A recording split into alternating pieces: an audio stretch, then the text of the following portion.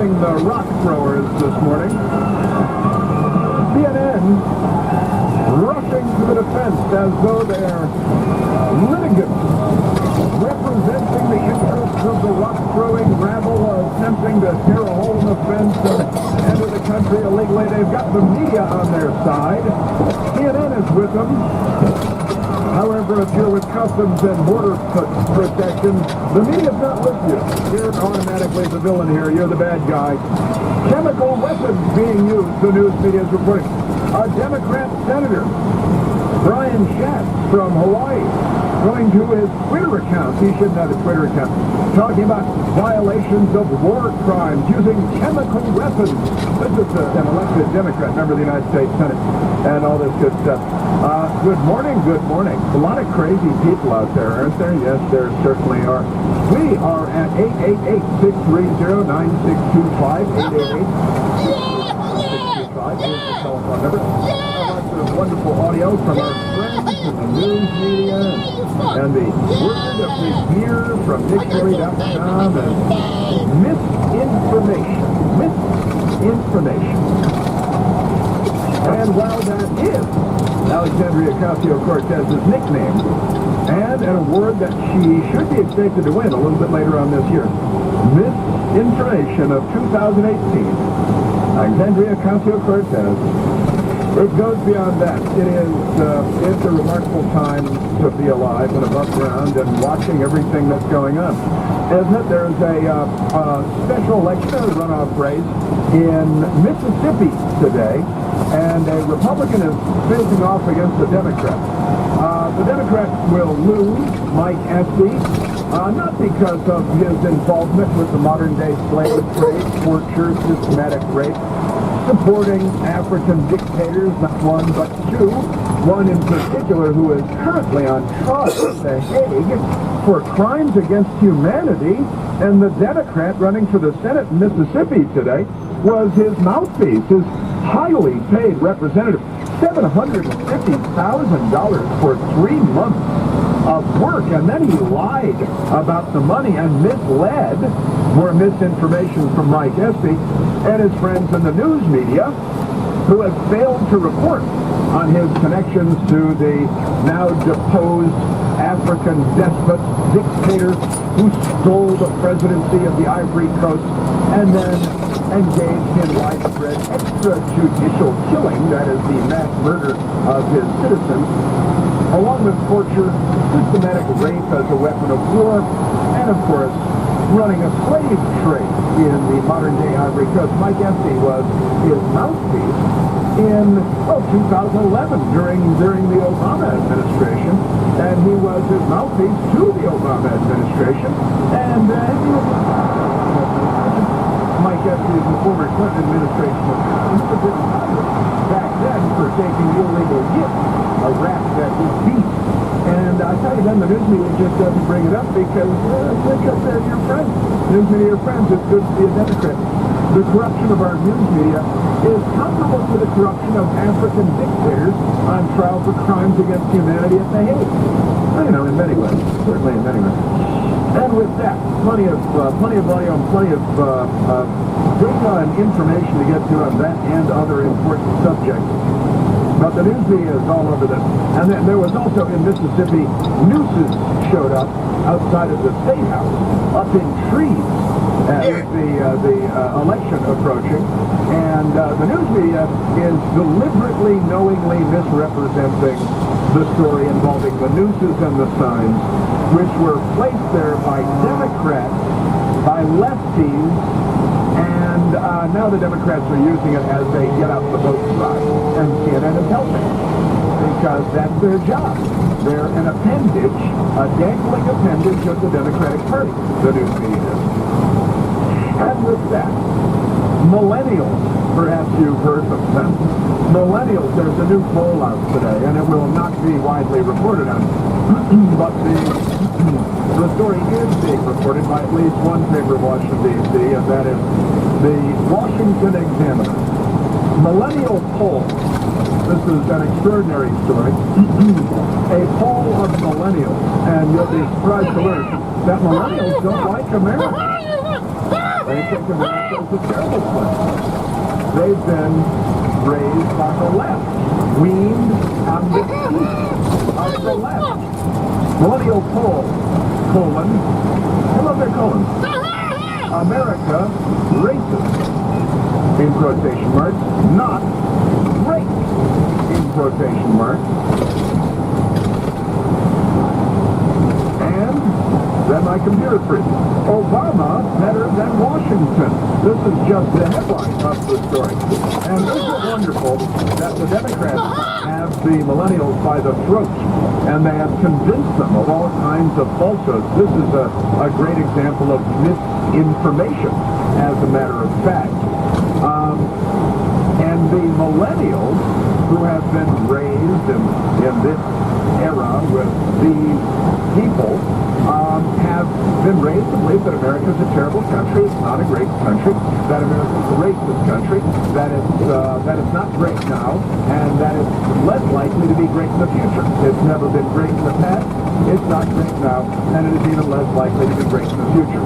Furthermore, according to the poll, the millennials believe that Barack Obama is greater than George Washington. Our last name is the lie, of course. They believe that Barack Obama is a greater person and a greater president than George Washington. Now, if they're sitting in front of you and you ask them, okay, why? They would be completely stumped. They would have no Obamacare? Speaking of misinformation, Barack Obama provided us with a lot of misinformation on Obamacare, didn't he? Yes, he did. There was lots of misinformation or disinformation by Barack Obama. If you like this out or health care plan, you can keep it. Let's say he thought that was true at the time. It wasn't, of course. It was what my mother would call a lie. I think Barack Obama lied. And I don't think George Washington never could tell a lie. He never told a lie. Because he told his father he chopped down that cherry tree and he wouldn't lie because he was a truth-telling guy. Barack Obama, on the other hand, not so much of a truth-telling guy. This poll, and I'll get into more details of this poll as we progress here this morning. This poll is startling. We should be alarmed by the findings of this poll. We shouldn't be surprised, but we should be alarmed. Younger Americans are turning on the country and forgetting its ideals, with nearly half believing it isn't great, and many eyeing the U.S. flag as a sign of intolerance and hatred, according to a new and disturbing survey. Those who came of age under former President Barack Obama also have a larger-than-life view of the 44th president. Of course they do. They get it from all of their various propaganda outfits, and they get it from Stephen Colbert, they get it from Comedy Central, they get it from Saturday Night Live, they get it from all of these various outlets, and they believe it. See, this is where they screw up, is that they buy it. They believe that Barack Obama is the greatest thing since sliced bread and probably predating sliced bread. This was the moment when the rise of the ocean began to flow and our planet began to heal. Now, George Washington changed the trajectory of human history for, well, the centuries that have ensued, and certainly for centuries to come as well. And Barack Obama screwed up Obamacare. He added $9.5 trillion to the debt. He polarized and divided the country along lines of race, class, and gender, and gender, and gender, and gender, and gender. He tried to transgenderize the United States military. That's good. And that's what they do. This is what they do. The Democrats and the media. I'm marveling at this poll and the horrors contained therein. And in between time, lots of audio to get to, lots of details about the caravan. I have new information on it and media reporting on it. And since misinformation is the theme of the day, thanks to dictionary.com making misinformation their word of the year, it's a part of It's a part of today's theme. It is a part of today's theme. Let's, in the meantime, go to a telephone call. Let's go to James in Fredericksburg, Virginia. James, you're on the Chris Plank Show. Good morning, Chris. Hey, James. Yeah, I'm your typical conservative. I feel like I'm being attacked constantly today. That's because you are. Well, let me tell you, I was the fear of my life the day after Inauguration Day. I was minding my own business, helping my wife buy air food at downtown Macy's. And the Pussy Riot came around the corner. Uh-huh. And I had already heard on the news about the limousine burning up. And I just cowered there as they surrounded my vehicle. Get over there. On F Street. The fuck out of here. And you're not allowed to run them all over like bowling pins, which I think is unfair. Amazing. Over there, So I just sat down in the driver's seat and just hoping that they wouldn't notice me. And even that is you they fuck. got that even wrong. Didn't they say that occurs on Inauguration Day? Don't they keep saying that protest was Inauguration Day? Well, the burning of the limousine and Antifa smashing out the windows was, what was the day after Inauguration Day? There was violence on Inauguration Day, too, though, during the parade. So it's easy to conflate the left-wing violence on Inauguration Day in Washington with the day after, which was the big pussy hat rally on the Mall, where they're talking about blowing up the White House and incest and using the F-bomb all over the place. And I was down there for both days, actually. I was my best girl and I were down there both days for the thing. But yeah, and you're targeted. There are mobs everywhere, and there's violence, left-wing violence, which is quite commonplace. And the news media downplays it. And by the way, I don't believe any of those people were actually convicted of any crimes in Washington, D.C. that prosecutors and juries let them all escape. Of course. Yeah. Good to be a Democrat. It is good to be a Democrat. And so you're bringing up the nuisance this morning. It really played out something in my mind that they're out to get me, and the nooses are up there for me.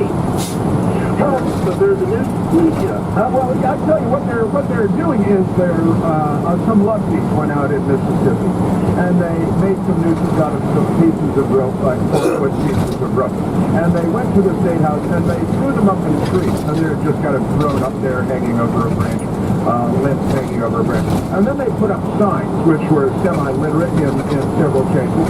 And they put the signs around, and the signs were, we're victims, and bad things happen to us, and we're the real victims here. Now, the news media is reporting this, and an ominous sign, the nooses were found hanging from trees at the Mississippi State House. Joe Johns on